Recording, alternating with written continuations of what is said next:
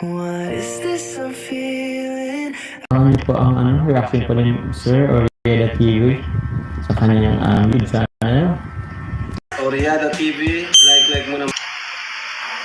Excited na ba kayo sa per 13 ng Jomcar, Nung nakaraan na Oo naman, Kuya Rab, lagi kaming excited sa mga part, sa mga vlog ng Team Jomcar, no? At maraming ang nag-antay kahapon kung merong vlog ang Team Jomcar at maraming nag-antay, maraming nag-abang. Pero wala pong Team Jomcar na part 13 kagabi, no? At ngayon nga, no, sabi ni Kuya Rab, ay ngayong araw yung part 13. At atin pong yang sabay-sabay panoorin, atin po yang sabay-sabay abangan, no? At kung mag-premiere man ito mas maganda, no? Dahil magkakasama na naman tayong manonood at magko-comment ng sabay-sabay sa Team Jomcar. medyo masungit si Carla kasi yun pala, meron pala siya nun, may period pala siya nun. Hindi natin alam. Yun, nung nakauwi na kami, sorry siya kay Jomar ata. Nag-chat siya kay Papa Joms.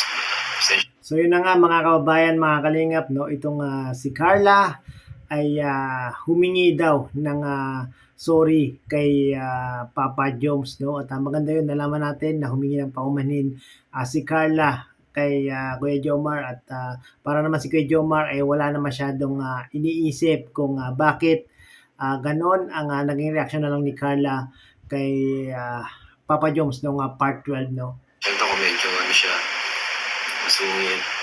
Yun pala, yun nga.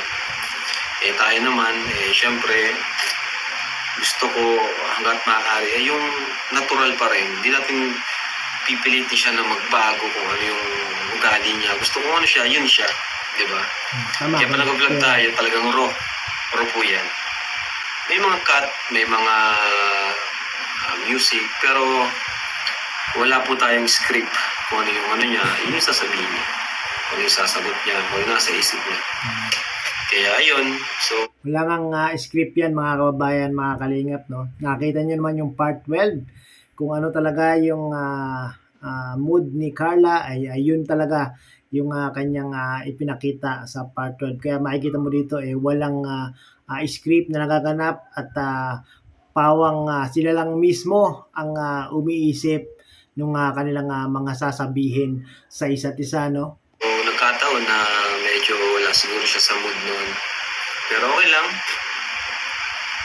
Pagpasensya na lang po natin kasi it's a girly thing, Normal sa mga kababaihan yung ganyan. Buti nga.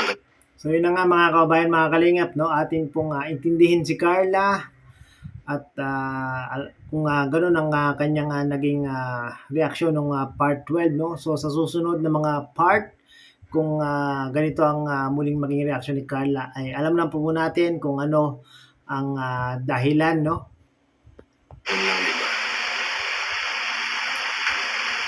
Derlita, shoutout Reyna's community. Ayan, tuloy-tuloy pong support natin kay Reyna. Support na po natin si Ate Roda. Ayan. Reyna, shoutout. Nanonood ka man ngayon, Reyna. Kumusta ka na? Namimiss ka na ni Kuya Rab mo. Nag-abang na po ang karamihan sa Jomcar. Ayun. Maybe tomorrow po.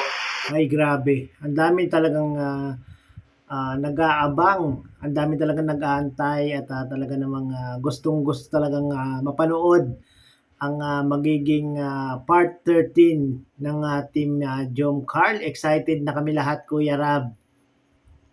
May upload tayo sa Jomcar. Ate Pia Payne, magandang gabi Kalinga Rob, Jack at Big Rob ay nasa dito. Ayun. Pin natin, Ayan. Ang cute kaya niya, magsungit.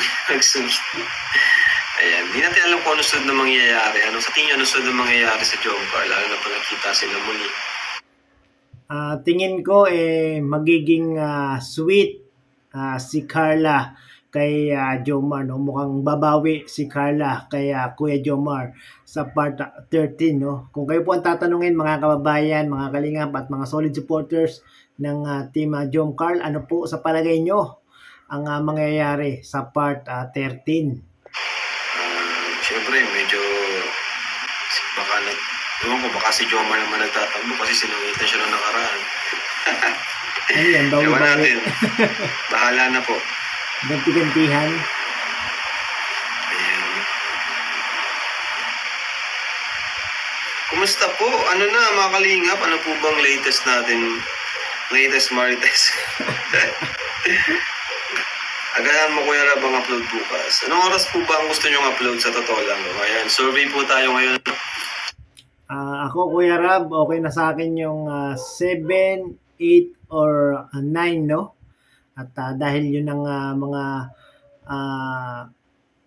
rest ng mga Inday, no? At kung kayo mga tatanungin, mga kabayan, mga Kalingap, anong gusto nyong upload ni Kalingap Rab? Anong oras na i-upload yung kanyang mga video? Especially yung Team Jomcar. Gusto nyo ba ng umaga, tanghali, hapon, gabi? Paki-comment nga po mga kababayan, mga Kalingap, no? Para alam natin ang inyong mga request na oras. Anong oras po kayo active sa internet? Anong oras kayo nanonood ng mga vlog ko? Ayan. Survey po natin sila. Anong oras tayo nanonood? Anong oras sila nanonood ng vlog natin?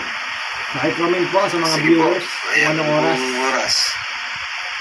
Uy, may 8 p.m., may 5, may 9 to 9:30, may 9, 8:30, 8 p.m. Siguro yung 8 p.m. Hindi pwede mag-upload si Kalingap Rab, no? Dahil usually every 8 p.m. ang kanyang ama na si Kuya Bal Santos Matubang usually ay nagpi-premiere at minsan naman ay nagla-live, no? Baka yung 8 p.m. hindi po pwede si Kalingap Rab nun. Mga 7 or 9 si Kalingap Rab mag-upload. PM 8 po, 8. Ayun. So, tama naman pala yung mga uploading time ko, ano? 8 p.m. So, ganyan ako nag-upload. 8, 9, 8:30. So, tama naman po. Okay naman. Ayan. Gabi talaga, karamihan gabi. Buti nga kahit nag-upload ako ng umaga or ng hapon, may nanunood, ano?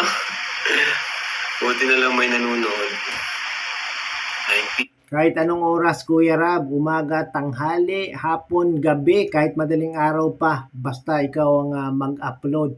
Ready kaming manood sa iyong mga video. PM. Huwag isabay sa live ni Kuya Bal. Opo, kadalasan 9 p.m. po ako nag-upload. 9 p.m. or 8:30, yung ganyan. Alas patapos na po yung ni Papa. 8 p.m. kasi lagi si Kuya Bal. Ayan, minsan nauna ako 7:30, ganun.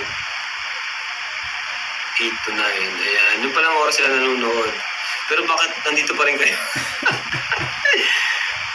Next step. Siyempre, solid viewers kami sa iyo, Kuya Rab, no? Kahit anong oras, at kami ay available, ay panonoorin ka namin, no? So, dapat si Papa Jones magpabebe kay Carla. Oy, grabe, Sir Win A. Thank you sa pakulay. Ayan. Good evening naman sa lahat ng viewers. Mga 8 p.m. pwede na sa akin na. Hindi pwedeng 8 p.m. Okay po ba sa inyo bukas ang Slot ni premiere Kuya o Bal yun. normal upload lang natin? Mas maganda kung laging premiere, no, mga kababayan, mga Kalingap, para talagang sabay-sabay tayong mga nanonood at sabay-sabay tayong nagla-like at nagko-comment. At maganda talaga yung premiere, talagang nagkakaisa tayo sa panonood ng Team Jomcar, no? Ang premiere wag lang sa tanghali, sa gabi lang. Oo, di po ako na ng premiere sa tanghali kasi alam ko busy sa umaga ang mga tao. Talagang gabi. Kahit ako, gabi ako nakakapag browse sa internet sa YouTube, gabi. Kahit ako, no, pag nag-upload ako ng video sa gabi, napapansin ko mas malaki ang nakukuhang views sa gabi, no, kumpara sa umaga o sa tanghali. Bago matulog, di ba? Siguro yung iba sa inyo ganun din po, gabi bago matulog. Ayan. Huwag na pa bebe, booking nga ni Carla. Naku po. Baby.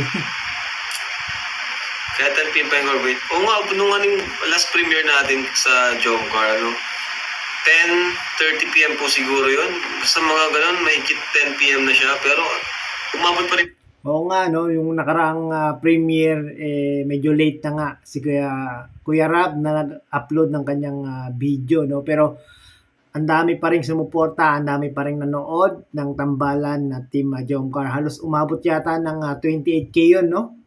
Po tayo ng almost 28,000 live viewers. Salamat po, salamat. Almost 28K. Gusto namin mapanood update. Okay. Update po sa Jomcar. Ayan, dami nag-aabang. Ano? Anytime po. Ayan. 789 rest time ng mga Hinday. Ayun. Ako din, ganun din. Pero ako mga 10, 11, 12, dyan ako ano. Tapos pag mga 12, ayan, antok na, tulog na ako, or antok na, ganyan. 12 po ako nakakatulog na eh. Sanay ng katawan. Ayan, nagigising naman ako mga 8, 9. Ako natutulog eh.